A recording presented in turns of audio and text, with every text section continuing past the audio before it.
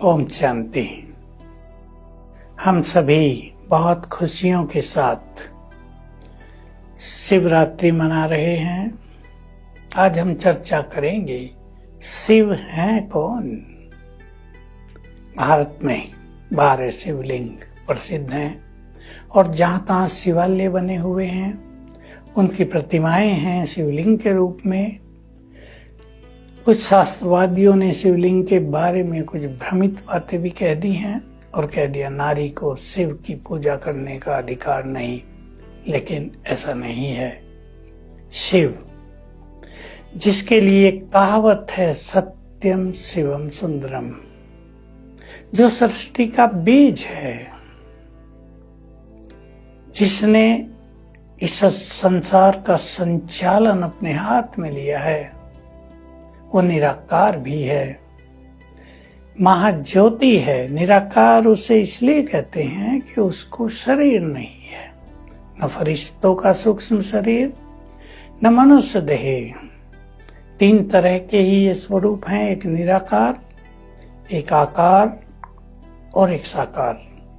निराकार निराकारी दुनिया में आत्माएं और परमात्मा, सूक्ष्म लोक में आकारी रूप फरिश्ता स्वरूप और इस धरा पर साकार स्वरूप स्थूल शरीर। तो परमात्मा दोनों से परे परम धाम के निवासी हैं, अति सूक्ष्म, लेकिन उनसे बहुत अत्यधिक एनर्जी चारों ओर फैलती है। उनको सुप्रीम सोर्स ऑफ एनर्जी कह सकते हैं। ओम उनकी यादगार में है। क्यों? वे ब्रह्मा विष्णु शंकर के भी रचयिता हैं। ओम में 3 जो लाइनें हैं वो ब्रह्मा विष्णु शंकर की प्रतीक मानी जाती हैं, और ऊपर जो अर्धचंद्र के ऊपर बिंदी है वो निराकार परमात्मा का सूचक है, अर्थात वो बिंदु स्वरूप हैं, प्रकाशमान हैं, सर्वशक्तिवान हैं, हम सबके परम पिता हैं। परम पिता तो बच्चों से अलग होगा ना। हम सभी हैं आत्माएं और वे हैं आत्माओं के परम पिता। ये छोटी सी बात भी लोग भूल गए हैं। हालांकि भक्ति में गायन करते हुए भिन्न भिन्न मंत्रों में उन्हें माता पिता माना ही गया है, लेकिन बहुतों ने मान लिया एक ही एक है, आत्मा और परमात्मा एक ही है, अद्वैतवाद कह दिया इसे। एक है तो कौन पिता और कौन पुत्र? तो वास्तव में वो निराकार सभी आत्माओं के परम पिता हैं। एक बहुत बड़ा कंफ्यूजन रहा। महादेव जी की प्रतिमा दिखाई जाती है, ब्रह्मा विष्णु शंकर अर्थात महादेव। सदैव आपने देखा होगा महादेव के आगे शिवलिंग रखा हुआ है, उनको अपना 4 का परिवार भी है। यहाँ भगवान ने स्वयं आकर ये रहस्य खोल दिया कि शंकर हैं महादेव, देवाधिदेव, और निराकार हैं परमपिता परमात्मा शिव, जो ब्रह्मा विष्णु शंकर के भी रचने वाले हैं। 3 देवता हैं। हम सब भारतवासी जानते हैं, सुनते हैं कि ब्रह्मा द्वारा स्थापना होती है, शंकर के द्वारा महाविनाश होता है और विष्णु के द्वारा सृष्टि की पालना होती है। बिल्कुल स्पष्ट है इनके ऊपर कोई होना चाहिए, वो है निराकार परमात्मा शिव। लेकिन शिव क्योंकि निराकार है, इन आंखों से नहीं दिखता, इसलिए कंफ्यूजन हो गया था कि शिव और शंकर एक ही हैं या 2 हैं। कुछ समझ में नहीं आया। आचार्यों के तो का एक ही है, छोड़ो। लेकिन आप देख सकते हैं शिव को निराकार परमात्मा और महादेव को आदि योगी कहते हैं। हमेशा उनको तपस्या मगन भी दिखाते हैं। उनका अपना एक परिवार भी है, शरीर भी उनको है, जबकि परमात्मा निराकार शरीरधारी नहीं होते, वह जन्मा भी हैं। जिसको शरीर है उसने जन्म अवश्य लिया है। परमात्मा कोई देहधारी नहीं होते। परमात्मा के बारे में ये सत्य सभी को ख्याल रहे, जो भी देहधारी हैं उनको परमात्मा नहीं कहा जा सकता, भगवान नहीं कहा जा सकता। वे देवता हो सकते हैं।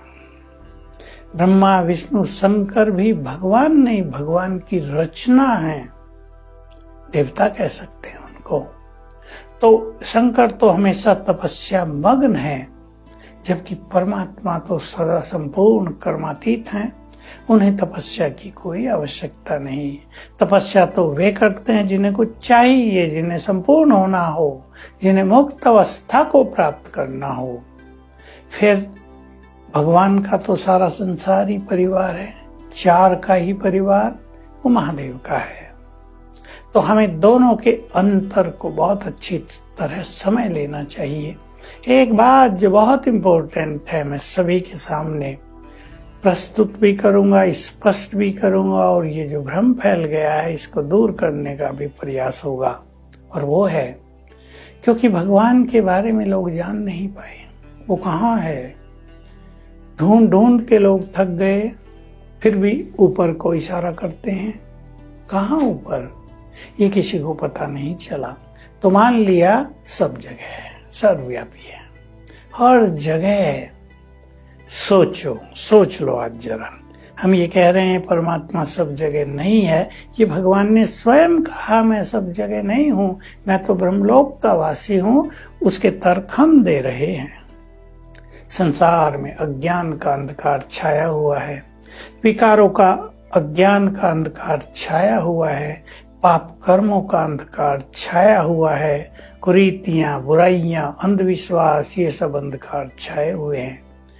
जरा सोच के देखो, अगर सूरज कहीं हो, सूर्य उदय हो रहा हो, तो क्या अंधकार रहेगा? कितना भी कोई ढक ले, कुछ भी कर ले, उसको रात नहीं कह सकते। ज्ञान सूर्य परमात्मा सत्य ज्ञान का दाता है, वो सब जगह हो और सब जगह अंधकार छाया हो, तो उसकी उपस्थिति का महत्व तो क्या? तो उसने खुद बताया मैं सब जगह नहीं हूँ, मेरा स्वरूप ज्योति स्वरूप है और मैं ब्रह्मलोक का वासी हूँ। ये ज्ञान न होने के कारण किसी का भी बुद्धि योग परमपिता से नहीं लग पाया। अभी सभी जगह है, उसका कोई रूप ही नहीं है, तो कहाँ उससे योग लगाएंगे? और जब उस पर बुद्धि स्थिर नहीं हुई, जब उसका ध्यान ही नहीं हुआ, तो उसकी शक्तियां, उसकी पवित्रता, उसकी शांति, उसके गुण भी आत्माओं में नहीं आए हैं। तो अब ये सत्य रहस्य का उद्घाटन यहाँ किया जा रहा है महाशिवरात्रि पर, कि शिव तो हम सभी के परमपिता हैं। नाता जोड़ लें उनसे, केवल शिवरात्रि मनाकर ही पूरा नहीं कर देंगे, उनसे नाता जोड़े। वो हमारे परमपिता हैं, माता पिता हैं। सोच कर देखें, मेरे साथ साथ सोचें, वे तो मेरे परमपिता हैं, मेरे हैं, हम उनके, वो हमारे हैं। ये नाता जुड़ते ही परमात्मा से समीपता हो जाती है, नहीं तो कितनी दूरी है। जो हमारा पिता है, आत्माओं का पिता है, उसके और हमारे बीच में दूरी, बाप बच्चों के बीच में दूरी तो अच्छी भी नहीं लगती। कोई सुने, आजकल तो होती है, पर ये हमारी भारतीय सभ्यता ही नहीं है। लेकिन दूरी हो गई, भगवान पता नहीं कहाँ, कौन, हम कहाँ, लेकिन समीप आ जाए। अब वो हमारा है, हम उसके हैं। यहाँ एक रहस्य और हम शुरू कर देना चाहते हैं, जिसकी चर्चा अगले एपिसोड में करेंगे। शिव के साथ नंदीगण दिखाया जाता है। कौन है ये नंदीगण, क्या है इसका महत्व, और शिव कब आकर अंधकार समाप्त करते हैं? तो शिवरात्रि की आप सबको बधाई हो और हमारी शुभकामना है सभी अपने परम पिता शिव से जुड़ें। ओम शांति।